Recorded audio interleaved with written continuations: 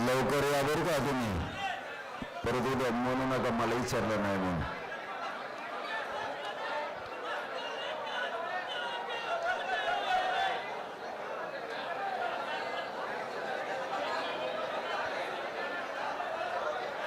आरक्षणाचे अभ्यासक कोण कोण आले ते लवकर या.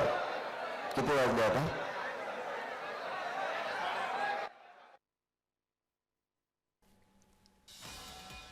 तर मनोज जरांगे यांचं आझाद मैदानावर उपोषण सुरू आहे. उपोषणाचा आजचा तिसरा दिवस. ओबीसी प्रवर्गातून आरक्षण घेण्यावर मनोज जरांगे हे ठाम आहेत. तर सध्या आरक्षणासंदर्भात अभ्यास असणारे अभ्यासक मनोज जरांगे यांच्याशी चर्चा करण्यासाठी आल्याचं त्यांच्या बोलण्यातून समजून येत आहे. सध्या आझाद मैदानात मराठा आंदोलकांची मोठी गर्दी झालेली आहे. मनोज जरांगेंच्या आंदोलनाचा आजचा तिसरा दिवस आणि या तिसऱ्या दिवशीही मुंबईत राज्यातील कानाकोपऱ्यातील मराठा बांधव येण्यास सुरुवात झालेली आहे. त्यामुळे गर्दी वाढतेच आहे. भर पावसात मनोज जरांगेंचं हे उपोषण सुरू आहे. फक्त अभ्यासकाला जागा द्या, बाकीचे थांबवू नका.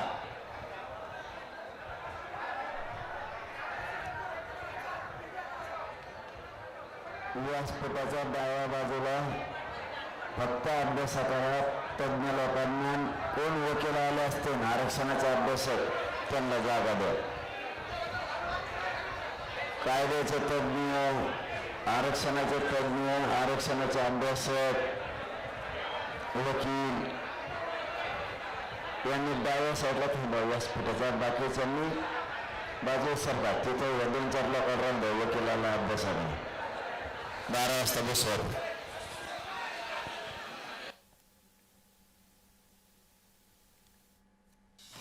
तर मनोज जरांगे यांनी ज्याप्रमाणे मराठा आंदोलकांना घोषणा केलेली आहे त्यानुसार काही आरक्षण अभ्यासक, तज्ञ, वकील या ठिकाणी आलेले आहे. ते मनोज जरांगेंशी चर्चा करू शकतात आणि या आरक्षणाच्या मुद्द्यावर काही शक्यता असू शकतील त्यावरही चर्चा होण्याची शक्यता आहे. मनोज जरांगेंना हे तज्ञ माहिती देतील आणि त्यासाठीच मनोज जरांगे यांनी सध्या उपस्थित सर्व मराठा आंदोलकांना शांततेचं आवाहन केलेलं आहे. आझाद मैदानावरची सध्याची ही दृश्य. भर पावसात आंदोलक आझाद मैदानात ठाण मांडून आहे. ओबीसी मधून आरक्षण घेण्यासाठी मनोज जरांगे आणि मराठा आंदोलक यांनी ठाम भूमिका घेतलेली आहे. जोपर्यंत आरक्षण नाही तोपर्यंत मुंबई सोडणार नाही असं म्हणत गेल्या 3 दिवसांपासून मुंबईत आझाद मैदानात मराठा आंदोलक ठाण मांडून बसलेले आहे.